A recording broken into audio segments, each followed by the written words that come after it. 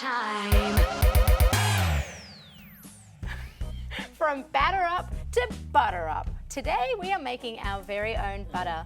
But it seems like there's a lot of things missing on the table. When we make butter, what sort of things do you think we might need? A cow. A cow. A cow's a really good place to start. So back in the day when the cow was milked, the pail of milk would be left out and slowly but surely the milk would drop to the bottom and the cream would rise to the top. The cream would then be churned into butter. Now we don't have a churner here, but we do have some handy jars and we're gonna make our very own butter. And I'm gonna show you how. We're gonna pour that cream inside the jar and then we're gonna shake it off. Okay. Are you ready? Okay, so you want about a 1/6 to 1/8 ratio in this jar, so that's why we're gonna pour it into bigger jars. So I'd like you to do that. And then we're gonna have a shake off, I think. Okay. So pour it in there. The whole thing? Yeah, whole thing. Now, close that off. And we're using pure cream. You don't want to use a thickened cream. You want about a 40% fat content in this cream. Excellent. Are the jars secure? I hope so. Okay, let's start shaking.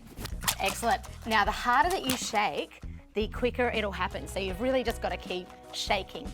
And what will slowly but surely happen is that the air will be beaten in so that the fat coats around the air pockets and you make whipped cream. So keep shaking for about a minute. I want to see this whipped cream. It looks like this won't Keep work. going, I'm keep going. excited to see if it does. It's pretty exciting stuff. Anusha, how difficult is that? Are you tired yet? It's stressful. Don't be stressed. Back in the day, this sort of activity was quite therapeutic because you knew that on the other end, you'd be creating kitchen magic. Let's take a look at what this jar looks like already. Let's open it up and see where we're at. So already, you can see that the cream is whipping up to whipped cream.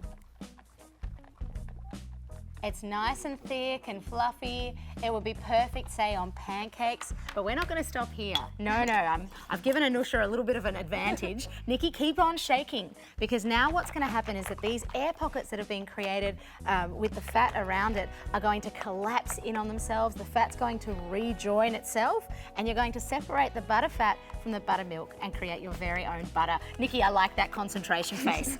That's brilliant. All right, keep going. Do you want to hand over to us? Do you need to tap out? What do you think? Tap out. Okay, I just want to stop for a moment though, because Nikki, you're almost there. I have to say, check that out.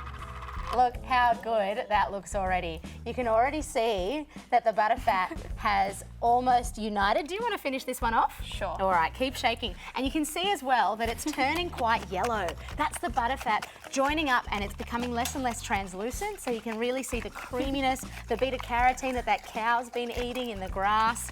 Keep going, Nikki. Oh, Nick, that looks like your castanet performance. Wonderful. Hand it over to Anusha. I reckon we're Bring us home, almost Anusha. there. Bring us home. Go, go, go. This Yeah. is how they used to make butter on the galleons, I think. Oh, well played. Well played. Now, Anusha. Oh, it's not closed, Alice. Alice, you might want to make sure that's closed. Let's call it malfunction in the industry. It's closed, it's closed. All right, so Anusha, you mentioned that you've actually made something from the butter, and what's that? It's clarified butter and it's called ghee. Ghee. And what's ghee used for in Indian cooking? It's used in savoury and dessert. Well, mostly it's used in dessert. Right. For making Indian puddings and things. Yeah, puddings Yum. and fudges. Fudges. Okay, now Nikki, I'm going to get you to strain that through the colander. And the reason why, do you know why we clarify the butter to make ghee? What does it do to the butter? I haven't really known. Well, what it does is it takes the smoke point of the butter much higher, from about 180 to about 220, which means that you can use it for stir frying, for really hot curries as well. Check that out. Nikki, you did that. Ye of little faith. That is absolutely amazing. And you can see there, have a feel of this. Have a feel, squish it between your fingers. Feels like whipped cream. Whipped cream, my wonderful, God. because on the top of that lid is whipped cream, but on the bottom of that jar, check it out, from a height. Now the key here is to actually strain it off so all of that buttermilk is gone. Now buttermilk is not something that you want to waste. You can still use it for pancakes, for baking, for even fermenting. You can make buttermilk fermented carrots, for example. But here we're going to strain that right off. Usually you'd use some sort of cloth, but we don't have one of those. So we're just going to pop it out onto the bench. Check it out.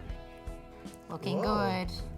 And we're going to use a spoon to try and squish out all of the remainder of the butter fat. It's quite warm in here today, especially after our cricket endeavours. So this is actually melting off a little bit as well. But can you see how that buttermilk's squishing out? Yeah. And often people would actually just do this in their hands. But I reckon that's ready to go. You can give it a whirl in your hands if you want to. I might not, knowing my track record. Now, when you're at this point, you can start to add things to the butter. So, Nikki, what sort of things do you like in your butter? Well, I prefer it unsalted. Unsalted, great. So this is unsalted butter at this point. You can add salt and that will add flavour as well as help to preserve it for longer. You can also add things like herbs or aromats like garlic or spices. Oh, yeah, we've had garlic butter before. Delicious. We had it on pizza. Pizza, garlic butter on also pizza, good with garlic even on garlic bread would be delicious. Do you want to give that butter a try? Because you went to all that effort. Give that a go and then we're going to pop it on the butter dish so we can store that in the fridge. Now your handmade butter will last up to a month if you salt it, but really you just want to monitor it and make sure it doesn't grow any sort of funkies on it. Thank you, Nick. How does it taste? It tastes really good. Really, really good. If you want to make your own butter, head to the website, because once you make it once, and especially seeing that all you need is a jar and some elbow grease, it's very rewarding stuff. Do you still feel stressed about making butter, Anusha? Not really, no, I got the hang of it. Very good. So now that we've got the hang of it, we're going to grab some crusty bread, have a bite, and be right back after this break. How about that? Yum. Come on, crunch time.